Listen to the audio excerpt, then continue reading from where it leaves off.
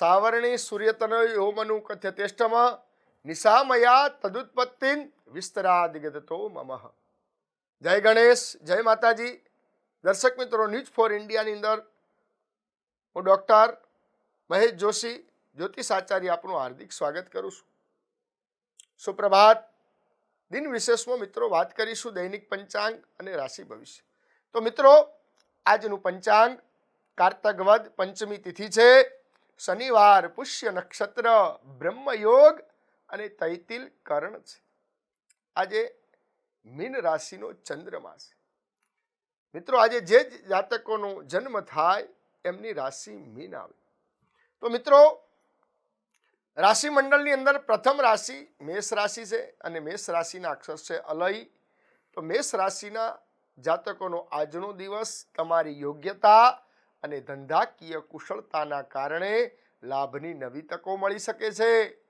દૈવી સત્તામાં શ્રદ્ધા રાખવાથી તમારા અંદર સકારાત્મક વિચાર સરણી પેદા થશે અને આત્મબળ વધશે.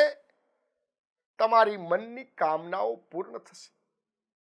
આજે કયો ઉપાય કરીશું? તો ગાયોને ગોળ ઘીવાળી રોટલી આપો અને ગણેશ સંકટનાશન સ્તોત્રનો પાઠ કરો. મિત્રો, વાત કરીએ હવે વૃષભ રાશિની. તો વૃષભ રાશિના અક્ષર છે બવઉ અને સ્વામી છે શુક્ર મહારાજ. તો વૃષભ રાશિના જાતકો આજે ધાર્મિક અને આધ્યાત્મિક પ્રવૃત્તિઓમાં રસ વધવાથી તમારા વર્તમાનમાં પણ સકારાત્મક પરિવર્તન આવશે.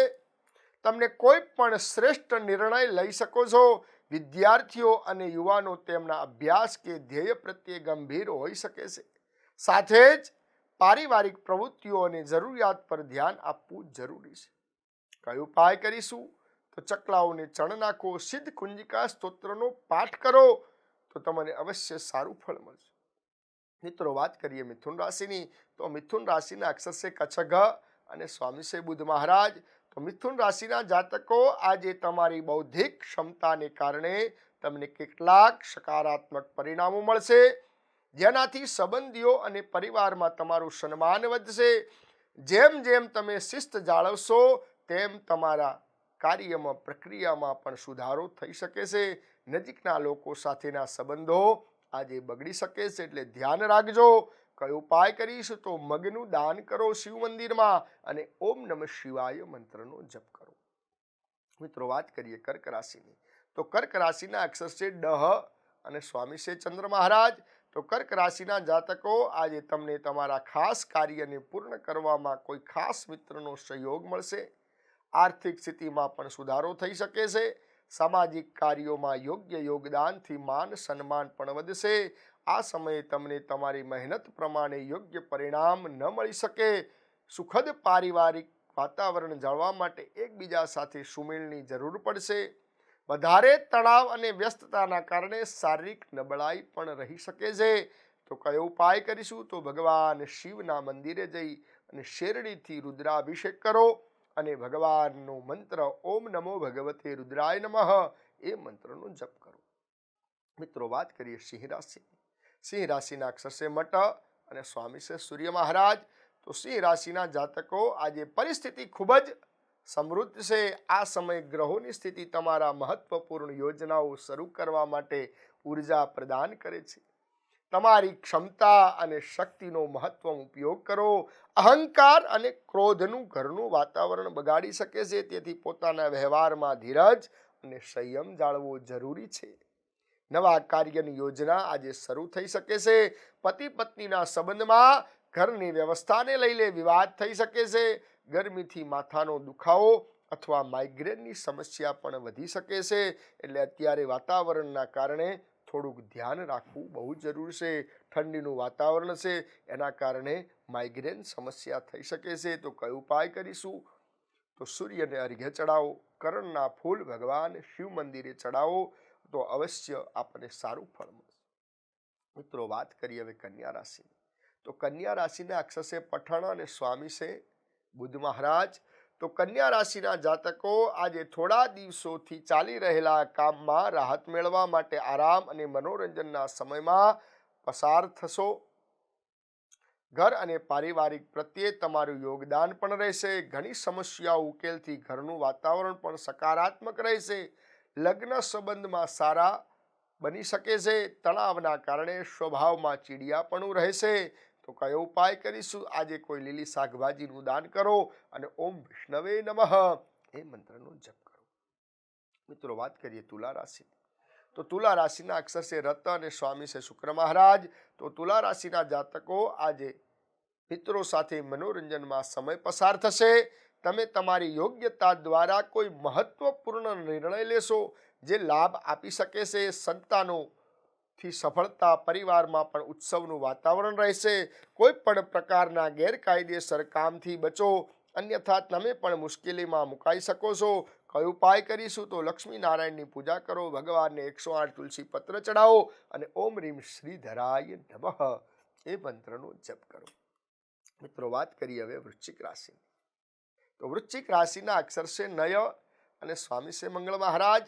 તો વૃશ્ચિક રાશિના જાતકો આજે તમારું કોઈ પણ કામ પ્લાનિંગ અને સકારાત્મક વિચારો સાથે કરવાથી તમને નવી દિશા મળશે. આ ઉપરાંત જો ઘરમાં સુધારણા સંબંધિત કોઈ યોજનાઓ છે તો વાસ્તુના નિયમ અનુસાર કામ કરવું તમારા માટે ફાયદાકારક છે. કયો ઉપાય કરીશું? તો આજે મસૂરનું દાળનું દાન કરો. ઓમ એકદંતાય વિદ્મહે વક્રતુંડાય ધીમહિ તન્નો દંતી પ્રચોદયાત એ મંત્રનો જપ કરો. મિત્રો, વાત કરીએ ધનરાશિની. તો ધનરાશિના અક્ષર છે ભદ્રઢભ અને સ્વામી છે ગુરુ મહારાજ. તો ધનરાશિના જાતકો આ સમયે ગ્રહોની સ્થિતિ તમારા પક્ષમાં સારી બની રહી છે. તેને યોગ્ય રીતે માન આપો. તમે તમારી બુદ્ધિમત્તા દ્વારા ઘર અને વ્યવસાય સંબંધી સમસ્યાઓનો ઉકેલ લાવી શકશો. વિદ્યાર્થીઓને શિક્ષણ સંબંધી પણ યોગ્ય પરિણામ મળશે. પરિવારના સદસ્યના વિવાહિત જીવનમાં કેટલાક સમસ્યાઓના કારણે ઘરમાં વાતાવરણનું તણાવમાં રહેશે. કયો ઉપાય કરીશું? તો આજે બ્રાહ્મણને ભોજન કરાવીને કપડાનું દાન આપો અને ઓમ રીમ મધુસૂદનાય નમઃ એ મંત્રનો જપ કરો. મિત્રો, વાત કરીએ હવે મકર રાશિ. તો મકર રાશિના અક્ષર છે ખજ અને સ્વામી છે શનિ મહારાજ. તો મકર રાશિના જાતકો આજના દિવસમાં તમે તમારી કાર્યશૈલી અને વ્યક્તિત્વ પર વધુ ધ્યાન આપી રહ્યા છો, જેનાથી તમને સકારાત્મક પરિણામ મળી શકે છે. જીવનમાં કોઈ પણ મુશ્કેલીઓ આવે તો એનો સામનો કરવા માટે તમે તત્પર છો. નજીકના સંબંધીને ત્યાં ધાર્મિક સમારોહમાં હાજરી આપવાનું આમંત્રણ પણ મળશે. ધ્યાન રાખો કે કોઈ સંબંધી સાથે વિવાદને કારણે તમારો વિવાદ થઈ શકે છે. તમારી જાતને અન્ય લોકોથી અલગ કરો. કયો ઉપાય કરીશું? તો અડદનું દાન કરો, હનુમાન ચાલીસાના પાઠ કરો અને ઓમ રીમ હનુમતે નમઃ મંત્રનો જપ કરો. મિત્રો, વાત કરીએ કુંભ રાશિની. તો કુંભ રાશિના અક્ષર છે ગસસ અને સ્વામી છે શનિ મહારાજ. તો કુંભ રાશિના જાતકો આજે તમે તમારા અને તમારા પરિવાર પર વધુ ધ્યાન કેન્દ્રિત કરી રહ્યા છો. અન્ય લોકોની સલાહ અને ધાર્મિક કાર્યોમાં પણ સારો સમય પસાર થશે. તમારી પ્રતિભા અને યોગ્યતા પણ પ્રસન્નતા થશે. ધંધાને ભાગીદારી સાથે લાભ થશે. કયો ઉપાય કરીશું? તો ગરીબને ભોજન કરાવવું, જૂના કપડાનું દાન કરવું અને વિષ્ણુ સહસ્ત્રના પાઠ કરવા અને ઓમ રીમ વિષ્ણવે નમઃ મંત્રનો જપ કરો. મિત્રો, વાત કરીએ હવે મીન રાશિની. મીન રાશિના અક્ષર છે દચથ અને સ્વામી છે ગુરુ મહારાજ.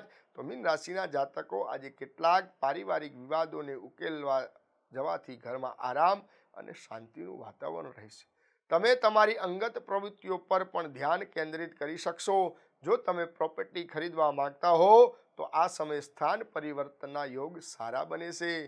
કયો ઉપાય કરીશું? ચણાની દાળનું દાન કરો, શિવ મંદિરમાં દત્ત બાવનીનો પાઠ કરો અને ઓમ રીમ બ્રહ્મણે નમઃ એ મંત્રનો જપ કરો તો અવશ્ય સારું ફળ મળશે. અસ્તુ. જય શ્રી કૃષ્ણ. દરેક દર્શક મિત્રોને અમારી આ ન્યૂઝ ફોર ઇન્ડિયાને સબસ્ક્રાઇબ કરો, લાઇક કરજો. અસ્તુ.